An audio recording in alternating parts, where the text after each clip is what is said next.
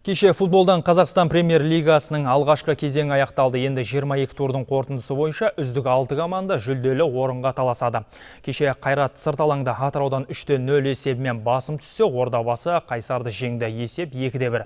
Жетісу мен Астана арасында есеп ашылған жоқ. Спартак 2-1 нәтижесімен тобылды ұтты.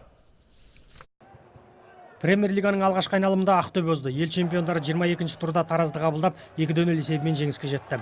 Ішкі біріншіліктегі жағдайларын реттеп алған Газаев шәкірттері ендігі бағытты Румынияға бұрады.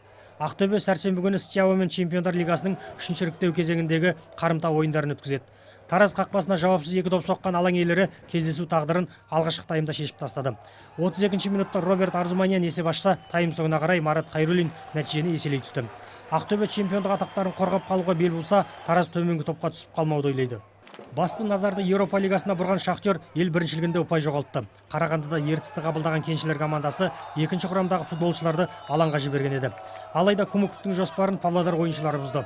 Ертіс шабуылшысы Константин Дученко 2 мәрте көзге түсіп, қонақтарды алға жетеледі. Қос голды еншісіне жазған футболшы премьер-лигада 10 доппен мергендер көшін бастады. Шахтер ойын соңына қарай еш жейді. Алаңға тыңнан қосылған Михрет Топчагич пен Гедиминас Вичус белсеніп, Тараз басын теңестірді. Қорытынды есеп 2-2. 22-ші турдан кейін жүлделі орынға таласатын 6 команда анықталды. Ақтөбе 43 ұпаймен топ бастаса, 1 ұпай кем Қайрат 2-ші орынға жайғасты. Астана 39 ұпай жинап 3-ші орында келеді. Шахтерда 36 ұпай бар. Сосын Ордабасы мен Қайсар тұр. Төменгі қатарда Жетісу мен Тобылдың жағдайы тәуір. Жүлдеден күдер үзген Ертіс пен Атырау келесі жылды көбірек ойлайды. Тараз бен Спартак бірінші лигадан үміткерлер қатарында. Маңғыстау облысының былғар қолғап шеберлері Қазақстан бокс федерациясы кубогының жартылай финалына шықты. Алматыда жергілікті спортшыларды 7-3 есебімен жеңген маңғыстаулықтар енді Ақмола облысымен финалдық жолдаманы сарапқа салады.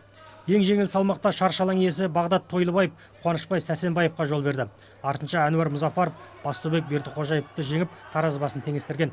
56 және 60 келі салмақта маңғыстаулық Дәулетбай Ерғалиев пен Мәди Шолақов қарсыластарынан басым түсті. 64 келіде Батыр Жүкенбаев Мәулен Өскенбекті ұпай санымен ұтып, алматылық жанкүйерлерге үміт сыйлаған. Алайда Мадияр Әшкеев пен Ерік Әлжаров Маңғыстау қоржынына 2 ұпай салды. 81 келіде Алматы командасы сапынан Әліби Нұрматов есеп айырмасын қысқартқанымен ауыр салмақтарда маңғыстаулықтар жеңіске жетті. Биылғы федерация кубогының иегері желтоқсан айында анықталады. Жеңімпаз команданы 25 миллион теңге күтіп тұр. Қанат Базылхан, хабар агенттігі.